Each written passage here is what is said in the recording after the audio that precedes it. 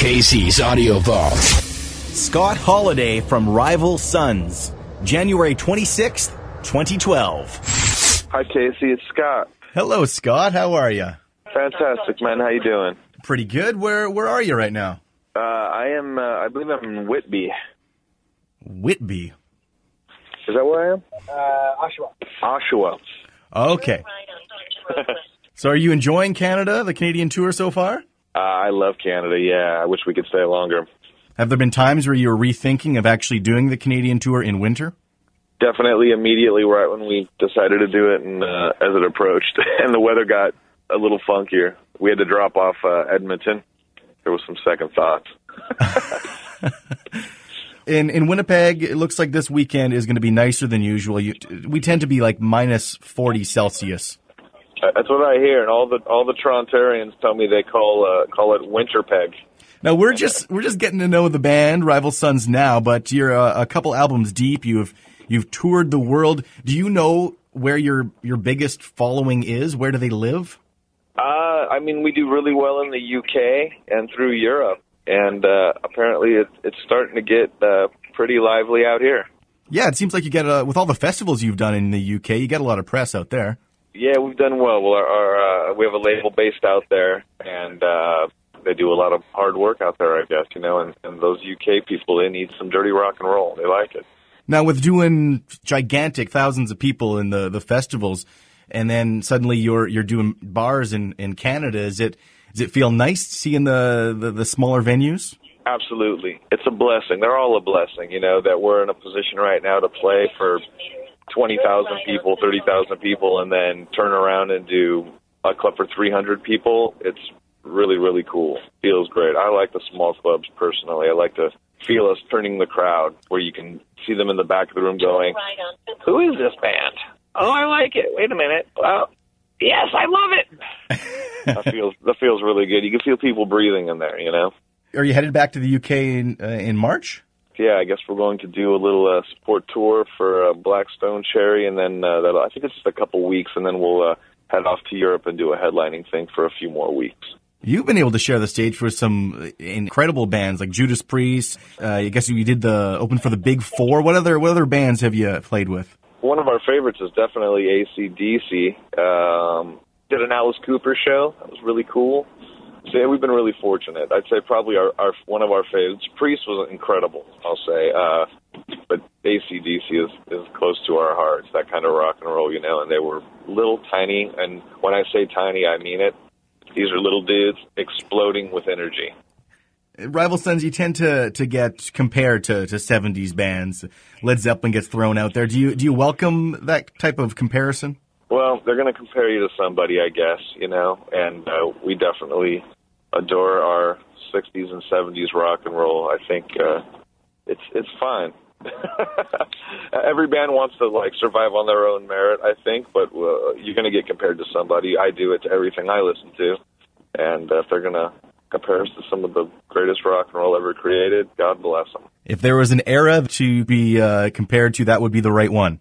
I guess, we get compared a lot to the 70s when I think we're probably, if there was an era that would make more sense to us, it might be the late 60s. But, yeah, same, more or less. Are there any other bands you think that maybe people are overlooking when they're trying to pin down your sound?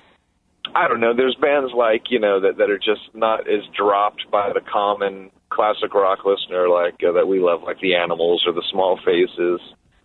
We also really listen to a lot of blues, a lot of old blues, a lot of soul, Motown, and Stax, and we don't get that as much, but I guess it's because it's a little fuzzy and rowdy. Did you get into that kind of rock and roll at an early age? Sure. Yeah, the age we are, our folks, they were listening to that, and it was around me for sure. My parents were throwing parties, and there'd be videos on and records being played of these classic rock bands, the Doors and Zeppelin and the Beatles and the Stones and Pink Floyd and Rush and on like this. So they definitely brainwashed me. And from there, I kind of followed it back to Sun Records kind of people, Chuck Berry, Jerry Lee, even Johnny Cash, like that. And and then much further back, even more quickly to like Robert Johnson, Helen Wolf, Muddy Waters, Sun House, and kind of built my house there. Are your parents like this? Did you thank them for giving you such a good upbringing, a good background in music? I can't thank them enough. Their rowdy ways just brainwashed and bled right onto me, and I love them for it. And I bet you were young and you were looking at these old album covers, and it's just amazing that your Pressure in Time, that cover done by Storm Thorgerson, ultra-famous album cover designer. How did you end up recruiting him? Yeah, it's bizarre, isn't it? It was kind of the same thing, going through cassettes and records of my folks and my uncles and stuff, and I just always was familiar with them, you know, and Jay was always familiar with Storm, too, so when we came time, we kind of threw it out there almost half-jokingly, like, you know, like if you're going to do a track in the studio and you're like, we're going to do a real Beatlesy track, let's call George Martin, come down here and help us out. You know, it was just like, really, let's do an album cover. It's really difficult. What do we want to do? I don't know. Let's get Storm Thorgerson, the dude who did Dark Side. And we have the UK label, so we just told them, see if you can find this fellow, see what he was up to. You know, we know he's been doing Mars Volta and Muse, and he stays busy, you know. We got him the music, and he responded, you know, really well to it. So he would be the kind of guy that would listen to it, and if he approved, then he would work on the cover, I guess. Absolutely, he's that type of guy. He's very intellectual, very sweet, but absolutely a heady dude. I hear you're heading back to the studio again next month? That's correct, yeah. We're going to wrap up our short but sweet run here, and I'm going to fly home and see my family for a few days in California, and then we'll be flying back out to Nashville to complete the record, start and finish the record in February.